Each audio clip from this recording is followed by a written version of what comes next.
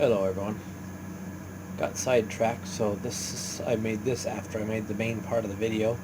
So anyway, hopefully you watch it and can stay around for at least most of it. It's 20 minutes long, so it's kind of long. But anyway, this is from a perspective from someone who lives in a farming community and who has a brother that works in a corporate office or works for corporate and flies all around the United States and Canada, and he works for a giant meat processing company that has quite a few plants around the United States and Canada. And also, I was mentioning on the end, and I didn't finish that part, about our stores in southern Washington. Well, this is where it hit. The first place it hit. Our stores were the first to go empty of food, or the canned foods and meat products and all that stuff. Well, guess what? For the last 3 weeks, the shelves are full again. They can only get so much in. They only process food as fast as we're using it. They don't have storage or warehouses all over the United States, hidden storehouses full of canned foods and stuff. So anyway, that is my little take on that, and hopefully you hang around and watch the video. And like I said, all our shelves are full again. And the toilet paper, they probably have enough to keep everybody what they would normally sell is what they have in stock now. They don't have this like in Walmart. They don't have this whole massive aisle full of toilet paper, but they do have toilet paper. And our other stores in the area have toilet paper. They just don't have massive whole long shelvings full of it. So, but all the meat's there, the beef is there, the pork or chicken is all there, all the fresh cut meat, it's all there. It's all filled back up again. So go ahead and hang out and listen to my little rant on some of the fakes on YouTube. See y'all in a bit. Hello everyone. Well, do you think the government's trying to starve us out and wipe us all out and make us give in to their demands? And well, let's just say I live in a farming community. We are surrounded by farm fields and cattle farms and everything else, and ranches and feedlots, and we have a big giant Tyson beef plant that went down like a week and a half ago, 2 weeks ago here, and it chops up enough beef for 2 some odd million people a day. They are starting back up tomorrow on Tuesday. There's several beef the Tyson is opening in southern Idaho, their pork plant that they shut down for the last couple weeks, so everybody could stay home and stay self-quarantined to see if anybody else was going to get sick, and then we'll start the plant back up. They're not bringing everybody aboard, but they are bringing enough to get the plant started back up and slowly bring them back up. And there's several of them that they're bringing back up. So anyway, you keep hearing all this stuff about the government's ordering these plants to shut down. Like I said, my brother's in corporate. They are not ordering them to shut down.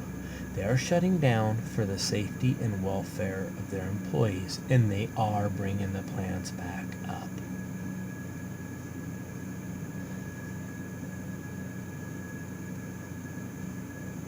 And with all this food all these videos of all this food that's being thrown away and wasted, they're dumping millions of gallons of milk, they're doing this, they're tilling underneath food.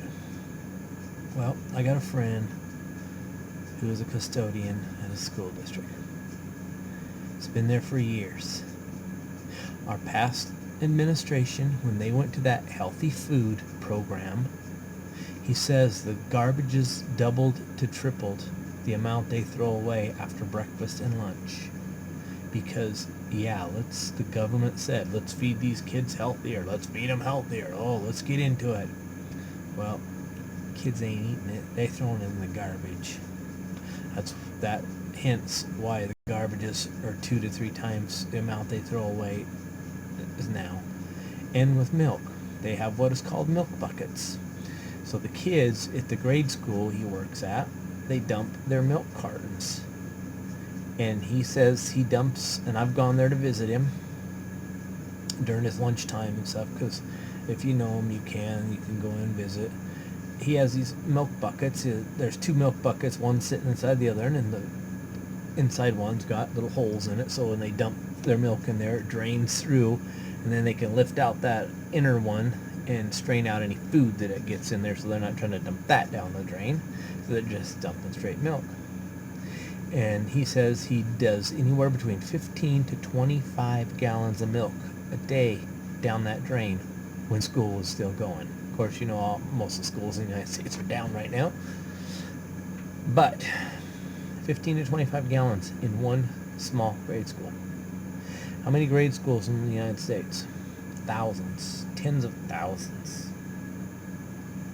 So if this one grade school throws away that much milk, times that by tens of thousands of grade schools. That is millions of gallons of milk that is getting dumped down the drain or in the garbage every day. That is why the dairy men are throwing away all that milk. Not because they're being told, oh, you need to throw away your milk, you need to throw away your milk, we're trying to starve everybody out. No, it's because it's not being sold. What are they going to do? Is a company that buys their milk and packages it up going to package it up and then them throw it away? So then they've wasted packaging material also? No. They're just going to have the farmer throw it away because they're not going to buy it. That is where all that milk comes from. Just like with the food they're talking about in some places that's going to waste now or getting tilled under. Schools and restaurants are down. Millions and millions and millions of pounds of food a day goes through restaurants that people don't eat that much at home or aren't throwing away that much. Because I guarantee you those parents aren't buying a whole bunch of food for their kids that they're just going to turn around and throw in the garbage, or have all that milk, give them a whole glass of milk, and then them only drink 1 or 2 sips out of it to throw the rest away. That ain't happening. That is where all the excess is coming from. Think about that for a sec. Like I said, my brother's corporate, and I live in a farming community. I think we would be the ones to know if the government's trying to wipe us all out. Because nobody's got any orders to just throw stuff away or just shut down plants just because. They're shutting the plants down for the safety of their employees, and they're bringing them back up after the quarantine period. So there's so many videos. Like I said, go to Tyson's website themselves. Type in Tyson bringing plants back up. There you go. It's all over the news. But you watch these YouTube videos that are sitting there saying, oh, they're shutting all these plants down. They're shutting all these plants down to starve us out. If they were doing that, they wouldn't be bringing them back up. Right? Yeah, right. Now, we're not going to talk about the virus thingy because that has a whole different thing behind it.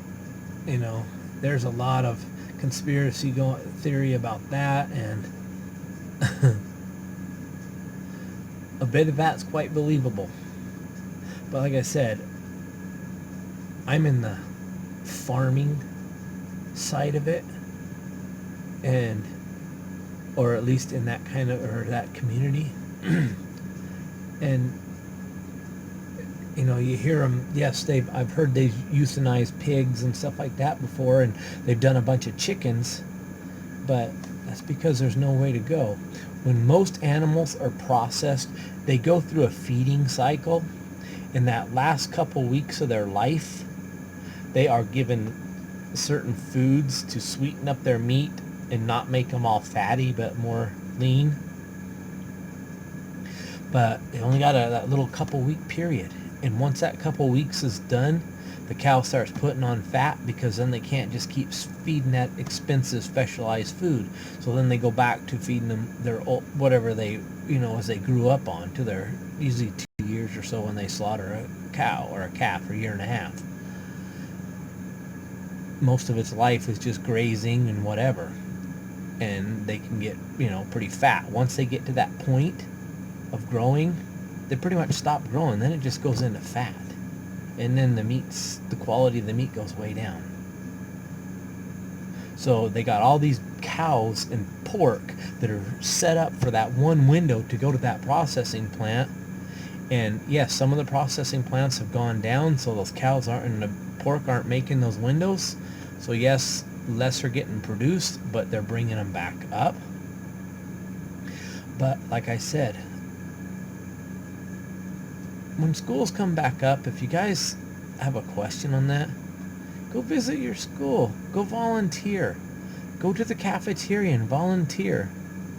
You'll see what's going on. Because I've volunteered to help my friend a couple times, just to go. Just to see how schools work. I did that several times over the last couple of years. That's all you need to do. Just go volunteer. You'll see how much stuff is thrown away. And I guarantee you they're not doing that at home. So that's why so much stuff is getting thrown away. And like I said, if they wanted to starve us out, they wouldn't be bringing the plants back up. My brother, who's in corporate, would have gotten orders to keep the plants down. No, it was them who shut the plants down for the safety of their people and are bringing them back up now. Also, now that they're bringing them back up, their employees all have to wear masks. And some of the plants, most of the Tyson plants, where the guys are standing along the belt line chopping up their meat, they've put plexiglass dividers and stuff between each person. It doesn't sound like they're trying to starve us out. It sounds like they're trying to protect their employees. And I do have a friend who has it, so yes, the virus is real. Because there's a lot of that going around too. Oh, the virus isn't real. The virus isn't real. The hospitals are empty. The hospitals are empty is because the governors all said no elective surgeries or no any type of nothing, just to shut it all down and leave it for the COVID patients. And then like in big cities, all the COVID patients are going to 1 or 2 hospitals. So all the other ones look empty, or they are, because there's no one going to them. So anyway, that's a totally different subject on the COVID thing, what you believe and how it started and everything else. There's a lot of conspiracies on that, and lots of truths, and watching YouTube videos and stuff. Yeah, there's a lot of damning evidence on that, but all the food thing, that's phony. They are throwing things away, but people are trying to sensationalize on that and everything. They haven't started killing off beef yet. Because like I said, now they're starting to bring the plants back up. We have this massive slaughter yard not too far from where I'm at. Yeah, you smell it once in a while. If the wind's right and you got an overcast sky which holds everything down, you can smell it from miles and miles away from it. I should make a video of that place and let you guys check it out. Well, either that one or another one up by where my friend lives up north. But I'll tell you, I think the one up north is bigger. So maybe I'll go try to shoot some video of that one. You see all the cows sitting there in the feedlot. Hundreds of thousands of them. And if the plant goes down for a week or two, those cows, they're missing that week or two cycle. But the thing is, they can hold the cows for a little bit longer on that more expensive, higher quality food. But it's only going to go so long, because they only grow so big before it starts growing into fat, or just their body just starts putting on fat. That's why you got that window, and that's why the pork and stuff is being thrown away, and put some pork down and stuff like that, because you can only hold them so long, because past that, then the milk or the meat's not good. Around here, we've had egg farmers. We got a massive egg plant close by. They have given away tons and tons of egg products, hard-boiled eggs, 12 packs of hard-boiled eggs, and the egg mix, which is the eggs blended up with the absorbic acid in them and stuff, the quart containers. We just went and picked up, got 3 of those, got a whole bunch of eggs, tons and tons of diced potatoes and hash browns, and we ended up walking away with about 70 pounds of food. You just pull your car up there and they loaded it in for you. And now, a couple days ago, they were giving away potatoes, bags and bags of potatoes. I went to one of the local places. See, the farmers are trying to make the money somehow, because they're gonna lose. They're gonna be the ones losing. And we just bought 50-pound bags of onions, $5 a bag. You go to the store and pay $1 a pound for onions. And what we just got from the farmers, where they got the sheds and everything, and they're all bagged up in the 50-pound bags. We were getting it for $5 for a 50-pound bag. So I got, excuse me. So I got 4 bags and came home, and I'm just passing them out to the neighbors, just to help out the farmers. But that's what's really going on. So yes, like I said, there's a lot of videos out there, lots and lots of fakeness and trying to make people panic and stuff like that. And it's like, you people that are sensationalizing and making stuff up, I don't know how you can live with yourselves after that, with that stuff. It's like, if you're going to make something up, at least go to the place where that would be happening and see for yourself.